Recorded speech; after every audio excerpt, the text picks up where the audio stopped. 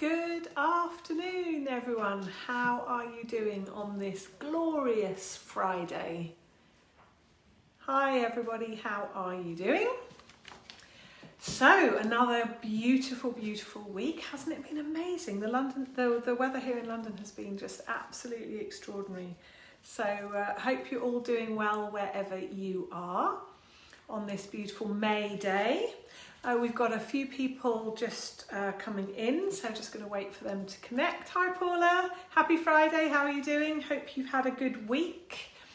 How are we all doing this week? How has the week been? How's the week been for you, Paula? How has the week been for a few more people joining? Hi, nice to see you, thanks for joining. So, how are we doing this week? How's the family? How's business? How's your team? How are you, more importantly? How are you doing? And what have you been working on? I'm interested to know. So Paula is saying, all good, hope the book reading went well. I'm just about to update you actually on that. So, so this week I've had quite a full-on week actually. It's been a very full-on week actually. So what can I report this week? So this week I started back with my personal trainer. So as many of you will know, I have been having personal training with the lovely Gabriel for lovely, in inverted commas, taskmaster Gabriel for almost 2 years now actually. And we haven't seen each other for quite a while. And I think I've been kind of thinking, do you know what, maybe I'm doing okay, I've got my treadmill, I've been going running, maybe I don't need any PT sessions.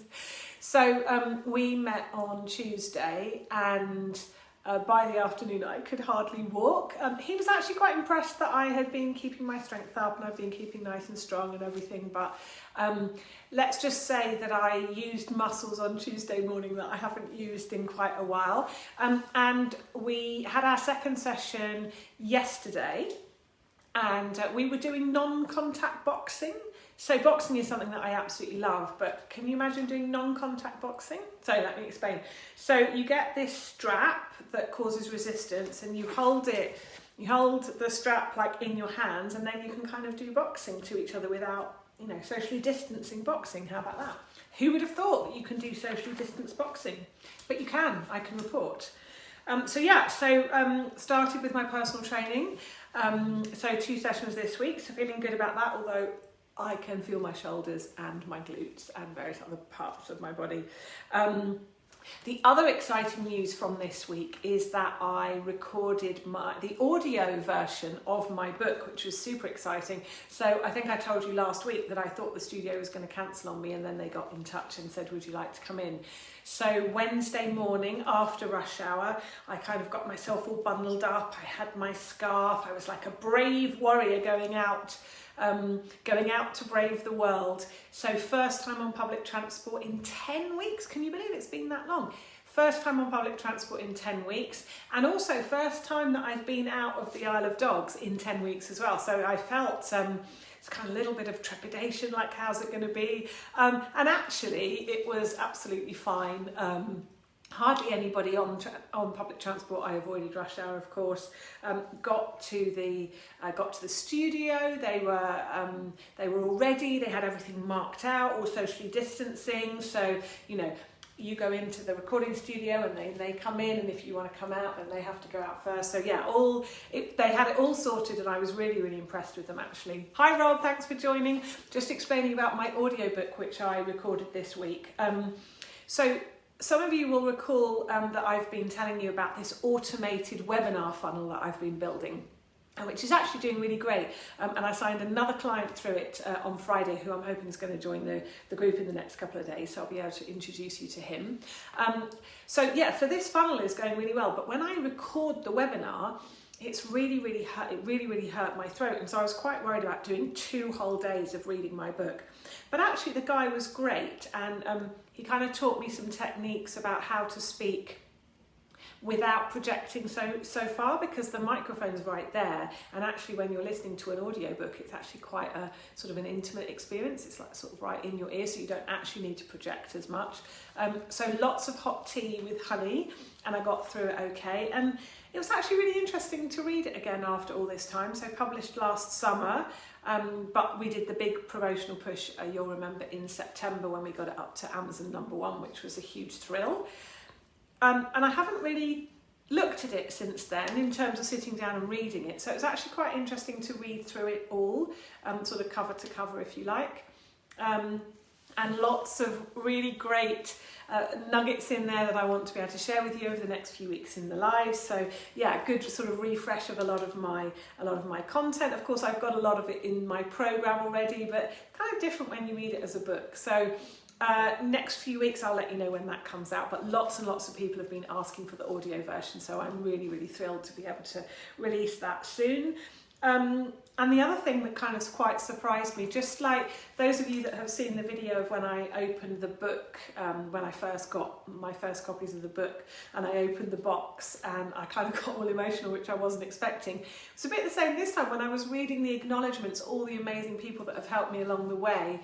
I actually got quite emotional when I was reading that, but the guy said that that was okay because that makes it more real and genuine as it comes across. So that made my week really, really busy because I had 2 whole days out in the studio. And the next step then is obviously to get it launched. Plus I'm going to publish chapters of it with commentary as part of my new podcast, which I also want to get launching. I also did a workshop for the Royal Academy of Engineering, the second workshop that I've been running on people management with a great group of business owners, again some of whom I'm hoping to welcome into this group soon. So it's been a bit of an exhausting week is what I'm trying to say, which is why I think today talking about prioritisation is an absolutely perfect topic for me, and I hope it's a perfect topic for you. It's a really tricky subject and I am not going to pretend that I have all the answers. It's something that I work on a lot and I work on a lot with my clients, and so I would like to share with you my thoughts about prioritising and also understand from you, what are your challenges with prioritising? How do you do it, and what do you find challenging about it? So what do we mean by prioritising? What does that word even mean? So the sort of dictionary definition, if you like, is determining the order of doing things according to their relative importance. Sounds easy, right? So depending on how important we think things are, that's the order we do things in. Simple, right? Simple if nothing ever changed. Simple if we just had a list and we could put them in the order and that was it, right? Simple. What I have discovered through my work with lots of different business owners and different people on this topic is that actually we have different ways of prioritising, which I think is really fascinating. I've shared with you before that I'm a bit of a geek when it comes to the way that people organise themselves, organise their lists, organise their inboxes, organise their emails, you know, how they organise their time. It's actually quite a subject of quite some fascination for me. So we all actually have different ways of prioritising. And to make that difference kind of really stark, I mean, as always with all these things, there's a bit of a spectrum. But just to give you a bit of a spectrum or a bit of an idea of 2 different kinds of prioritising. So my husband, for example, is not somebody that really likes to have anything on his to-do list. So he will always try and get things done as soon as possible. So he will do a certain amount of prioritising, but for him, it's really important to get things done as soon as possible. Whereas I'm exactly the opposite. I am always saying, when does something need to be done by, and working back from that, and then constantly reordering the priorities according to when they need to be done by. So I'm very time bound, whereas for him it's all about, right, I want to get this done, I want to get this done, I want to get this done. And so he might work really late to get things done when they don't need to be done for a couple of weeks, which to me seems completely crazy. So again, it kind of plays into how we're all wired and how we do things, and the point is that we all do things differently. Most entrepreneurs are busy, creative people with lots and lots of ideas running around their head. And so I think this is why a lot of business owners and entrepreneurs find prioritising really difficult. And it is important that you find a method that works for you. And hopefully what I want to share with you today is going to be helpful. The reason that prioritising is so important is that otherwise it's very easy to feel unfocused and overwhelmed. And that is not uncommon with a lot of the people that I work with. We want to get things done, but sometimes if you're not prioritizing correctly, it's just too much, and then we get overwhelmed and then we don't get anything done. And that's really the risk. If we don't have a prioritization strategy that works for us, then the risk is that we become overwhelmed. Whereas when you do have your things in clear priority, then most of us are capable of getting lots and lots done. It's actually the fact that things aren't in a good order that often slows us down and actually stops us getting things done. And the reason that I think this is particularly relevant now is that as things change now, lockdown is easing, and so what does that mean for our businesses? You know, I went out of the Docklands for the first time this week. I met somebody outside my household for the first time this week. Things are changing. What does that mean for our business? What does that mean for our teams? What does that mean? What has this lockdown process really taught us about what we want and what's important to us? And that all of those sort of play into prioritising and prioritisation. And so I think it's a really good idea right now, as things are kind of shifting. We've sort of got used to these 9 or 10 weeks in a certain way, and we've kind of all got used to the lockdown, and now things are starting to shift again. So having a clear idea of our priorities, I think, is super important, especially right now. So I'll come on to my top tips in a second, but first of all, I just want to spend a little bit of time thinking about what stops us being able to prioritise, what gets in your way, what are those blockers. And I think for me, based on my experience, it's 3 main reasons that sort of stop us really being able to get clear and being able to prioritise our time. The first one is procrastination, and we all procrastinate. We all get in our heads and put things off. And I think the key with procrastination is recognising, actually, is being honest about it and going, I'm procrastinating, I'm putting that off, and then asking yourself why. Because otherwise you're finding yourself being very inefficient, because you're actually just putting things off and you're finding other things to do instead of the thing that you're putting off. So really important to recognise that you're doing that, but also ask yourself why. Is it because you really don't want to do it? In which case, why are you doing it? Why aren't you getting somebody else to do it? Is it because you think it's going to be difficult? In which case, can you break it down? Can you ask for help? Is it that you don't really know where to start? Again, can you just take one step? Can you do you have a metaphorical blank piece of paper in front of you? Can you kind of chunk it up? Or can you ask advice from somebody? Can you get help? Can you get a different perspective on it? The important thing with procrastination, which is effectively a form of being stuck, is to recognise that you're stuck and then find a strategy to move yourself past it. As I say, either by chunking it up, asking for help, or just getting really clear about why you don't want to do it and maybe getting somebody else to do it instead. So I think that's one of the first main reasons why prioritisation is very difficult and why we fail to move forward. The second one is this concept of decision fatigue, which I know I've spoken about before, but is probably worth just reminding you of. Hi, thanks for joining, good to see you. So decision fatigue is this concept that actually we all have a certain amount of, let's call it, decision-making capability during any given day, and that it actually runs out at a certain point in time, or gets kind of depleted, certainly over a period of time. And that's why, we can be really good and really healthy all day, and then in the evening we'll crack open that bottle of wine or that pizza or that tub of ice cream in my case. Because we're actually running out of willpower, if you like. Entrepreneurs have to make a lot of decisions, and so actually I find entrepreneurs suffer from this concept of decision fatigue quite a lot. And when you are tired, when you have depleted, if you like, that willpower or that decision-making ability, trying to prioritise or trying to make decisions is really, really hard, and we don't necessarily do it very well. So some of the things that you can do to combat decision fatigue is, for example, make decisions the night before. about the next day. So also take away the decisions. So decide, wear the same thing. So Mark Zuckerberg always wearing the same outfit every day, pretty much. Barack Obama was another one for that. Have a system so that when you go to the gym, you just know what you're taking, or just take away those decisions. Decide what you're going to eat. I know a lot of people sort of make meal plans for the whole week. They'll do the whole shopping, they'll write out their meal plans, and then you just take away those decisions. So the more of those, let's call it unimportant decisions, like what we're going to wear or what we're going to eat, arguably quite important, but you know what I mean, those sort of regular decisions, the more of those that you can kind of automate, if you like, the more of that energy you'll have for the really important decisions and prioritization. So decision making and prioritization, I think, are really closely linked.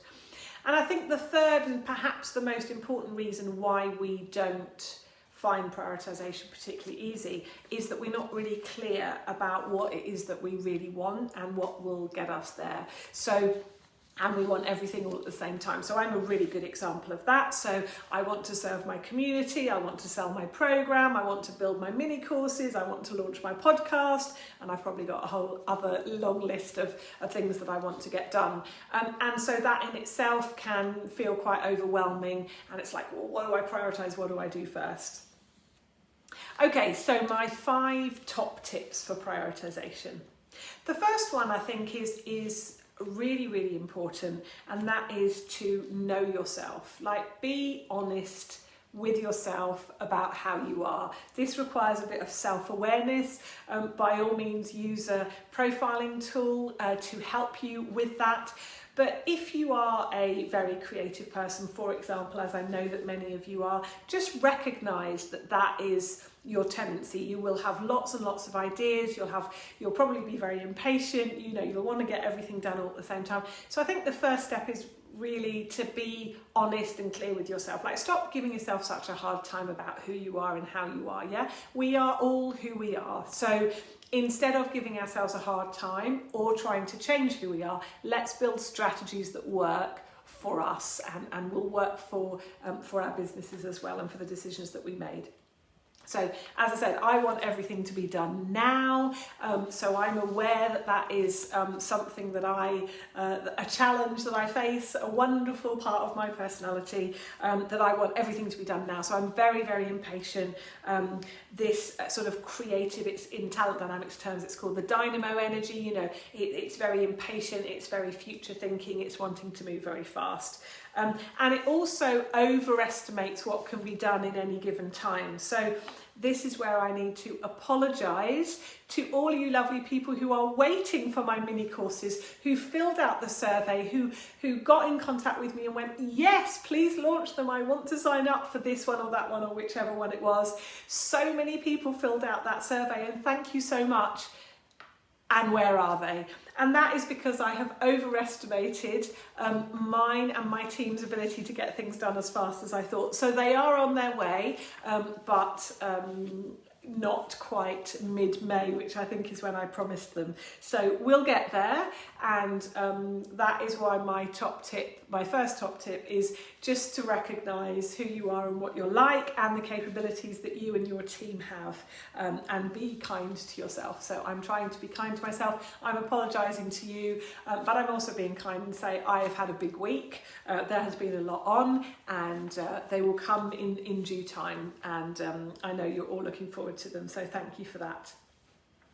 I think my second top tip for prioritization is getting everything out of your head and into a structure. This is really, really important. I know that a lot of people, when they've got too many ideas running around their head, it can be very stressful. It can actually impact your sleep. So you can wake up in the middle of the night with a million ideas running around your head, and then maybe find it difficult to get back to sleep. So it's actually really, really important to get everything out of your head.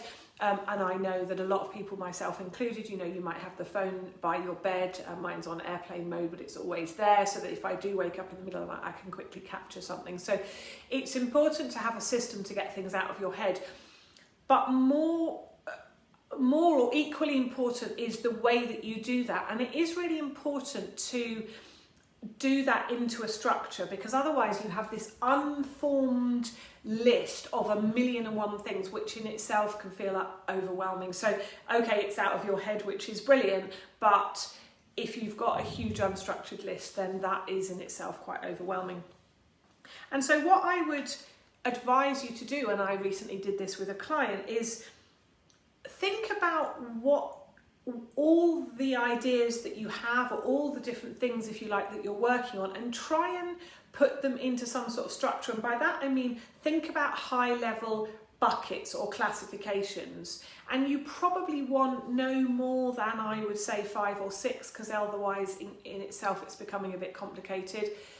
Definitely no more than 10, or I'll give you 10, but you know, I like to work with kind of 5 or 6, like what are the different categories, buckets, classifications, whatever you want to, pillars is another word, you know, have a really high level structure, so that when you have these ideas and you're capturing them and you're getting them out of your head, you can file them somewhere, you can put them somewhere, and that will also stop all these loops in your head keep going. Now, I'm not suggesting that you do filing in the middle of the night, so what I do is I have the Notes app on my phone. If I wake up in the morning and I need to capture something, I'll just put it into my Notes app.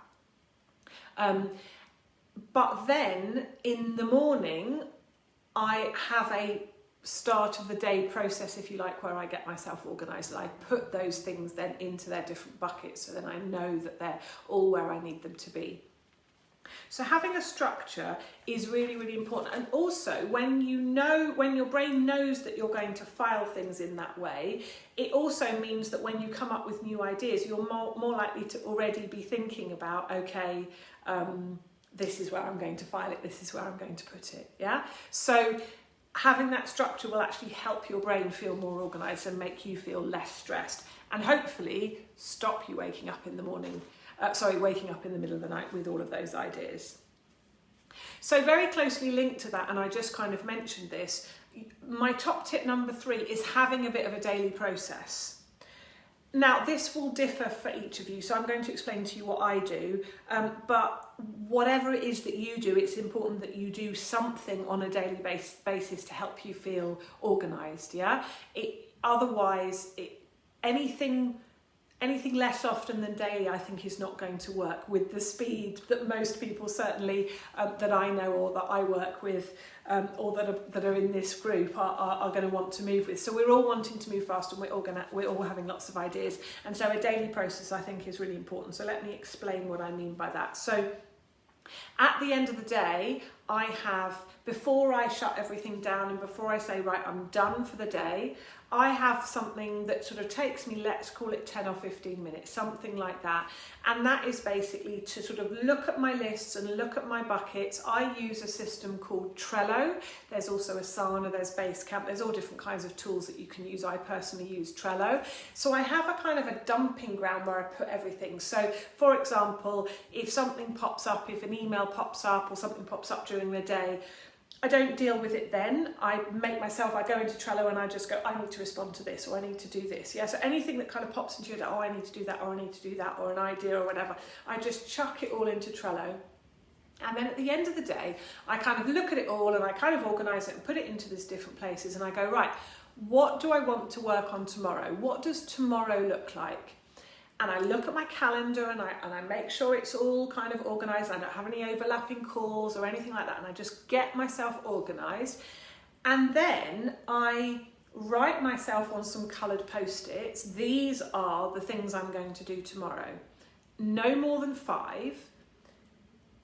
And then I can leave the day, if you like, the end of the day, I can move into the next part of my day, making some food, having the evening with my husband, just organising myself. I can feel organised and in control. So it's a sort of a few minutes at the end of the day that just gets me organised and just sets me up for the beginning of the day. And then in the beginning of the day, it's a sort of a mini version of that. It's like, right, Has anything come in the evening or maybe even overnight, or something's come in super early that is so important that it needs to go into that list of things I'm going to do today? And generally speaking, the answer is no, because I'm up very, very early, and so I can get started very early. And then I try and stick with, this is what I have prioritised today. Now, I know that a lot of time we spend firefighting, but a lot of the time we do those things because we just want to get them off of our to-do list, yeah? Whereas if we've got somewhere to put them, it's like, no, I'm not going to deal with that now. There's very few things that you have to deal with right now. So stick to your plan during the day. You've got your 3 or 5 post-its. Stick to your plan during the day. And then I have an hour or 2 after lunch, for example, where I maybe then review, okay, has anything happened in the morning? Is there anything that urgently needs my attention? Do I need to change my plan? But really important to keep focused. Otherwise, we're just juggling and firefighting the whole time, and that really doesn't work. So block out the time and get yourself organised with an end of day process and a beginning of day process. I hope that makes sense. Let me know whether or not that works for you if you want to try that. Now, the important thing when we're doing all of this, and this is my tip number 4, but this is so essential, and that is filtering everything through the lens of what you really want. Like, what is it that you're building and why are you building it? Like, what are you actually trying to achieve? And I know I often ask you this, but it's because it's such an important point. Most people don't get things done because they don't really know what they want. I actually believe that we're all massively, massively capable. We're all probably capable beyond our wildest imaginations, but we don't achieve what we want to achieve because we don't really get connected with what is it that I really want. I'm not going to pretend that that is an easy question to answer. So that's why it's so important to ask yourself that question on a regular basis, because it will refine and refine. What do you want and why do you want it? And a really, really helpful thing to keep you focused and also to help you prioritize is this concept of a box. And I've spoken about that before. I have a piece of paper and I have a box in the middle, and in the box it says, sell my program. And then everything else around it might contribute to that, but that is my number 1 priority, yeah, is get people onto that program. And so that is my focus, and that is my suggestion. That is my strategy, and that is my focus. And so then when you know what that is, and that will shift over time, but then everything else you can put into context, if you like, around that priority. So what is your key priority at the moment? What is the most important thing? And then everything else can flow from that, if you like. The client I was mentioning earlier on, where we were trying to get everything out of her head and put it into buckets, the most important thing for her right now is to get really, really clear. Yeah, is to get really, really clear and get everything out of her head. And that's why that's what we were working on. So what's your priority? What are you actually trying to achieve? What are you actually trying to get to?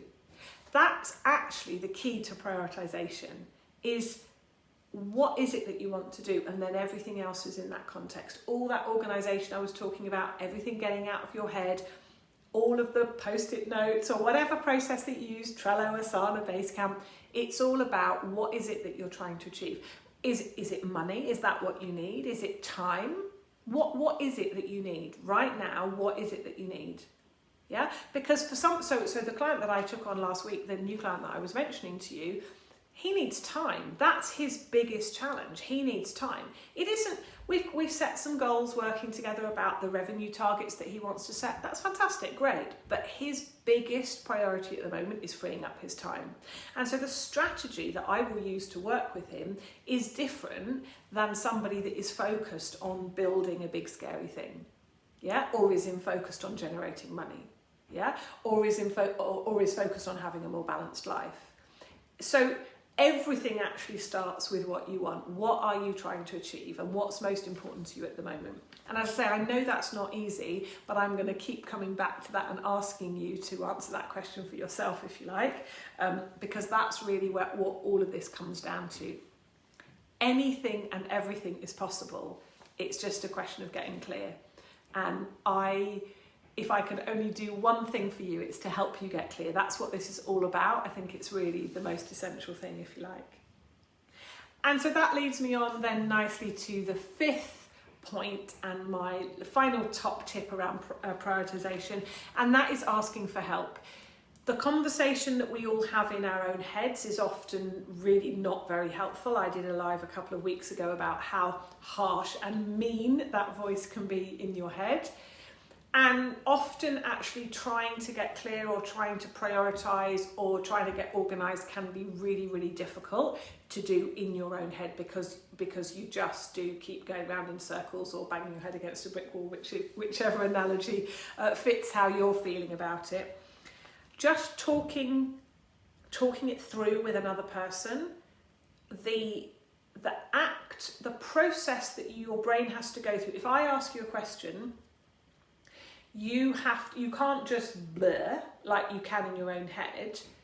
Even if you feel like you're doing that, which I often do, the process of getting it organised in your head enough to be able to articulate it to another person is already hugely helpful. And so just talking it through with somebody can be hugely helpful, even if they're not a trained coach and can ask you the right kinds of questions. Just talking it through will force you, if you like, to organise your thoughts. And so that's number one reason why asking for help is a really good idea. Also, somebody else will have a completely different perspective. Somebody else will think about something that is, you kind of go, oh my God, why didn't I think about that? Because they can see it in a different way. You're too in it a lot of the time. So if you're feeling stuck, if you're feeling overwhelmed, if you're feeling like you've got too many things in your head and you just can't get organised and you can't prioritise and you just don't know where you're going, two things. One, ask for help. And secondly, change your environment, or even better, do both. So get yourself outside, get yourself doing something else, and get on the phone to somebody else, or have a nice socially distanced walk with somebody. Talk it through, it will help you get clear. Just that process of talking it through will help you get clearer. And remember, the most important thing is, what is it that you want? What are you building and why?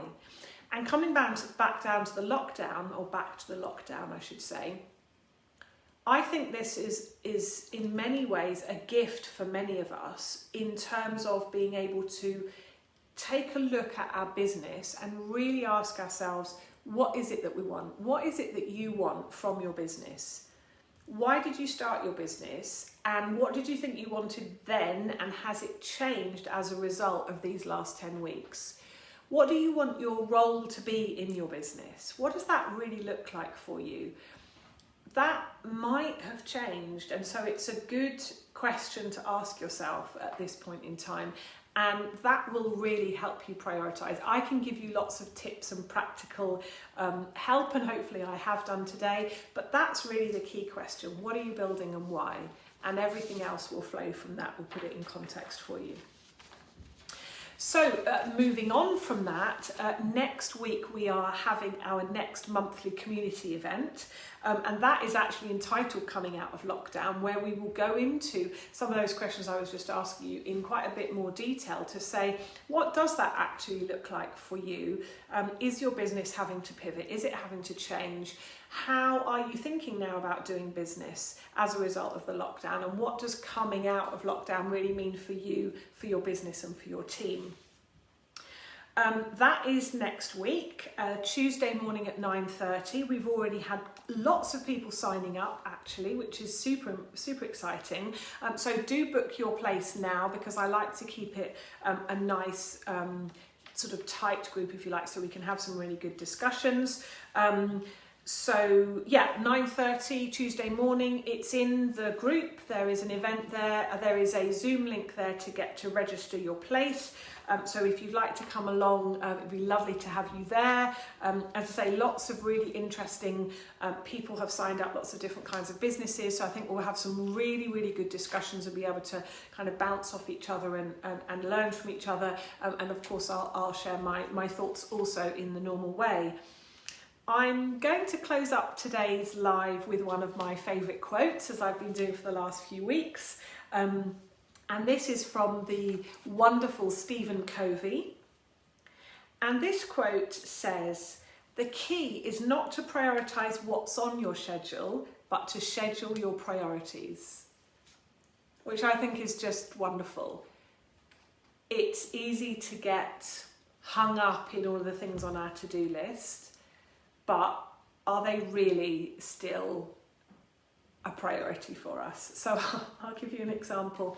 I have a wonderful client who has on his to-do list to call up Vodafone and ask them about changing his plan because he thinks he might be able to save a couple of quid. And I'm sure he won't mind me sharing this with you.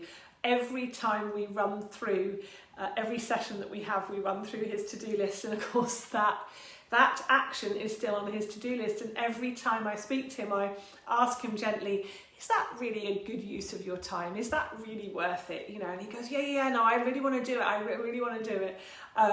And it keeps moving and it keeps moving and it keeps moving because it isn't really a priority. So, and I'm sure we've all got things like that on our priority list. So I guess my final thought is review your list on a regular basis and get rid of things, delete things. If you, going back to the procrastination point, if you haven't done it for a few weeks or a few days, whatever's most relevant, does it still need to be on your list? Does it still need to be cluttering up your head? Does it still need to be on there on your list, making you give yourself a hard time or, you know, getting in your head about it? Just get rid of it. If it's really that important, it will come back. Trust me, it will come back. So let me know your thoughts and questions on this or any other topic. Let me know how you get on with your prioritisation over the next week or so.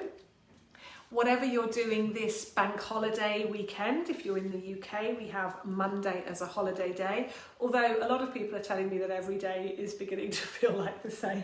So I'm not sure if it will feel like a bank holiday weekend, but I'm going to wish you a wonderful bank holiday weekend anyway. Whoever you're with, I wish you a very happy and peaceful time. And as always, if you'd like to talk to me, if you need to talk, you know where I am. Please reach out. Take care, stay safe, and as always, keep in touch. Bye for now.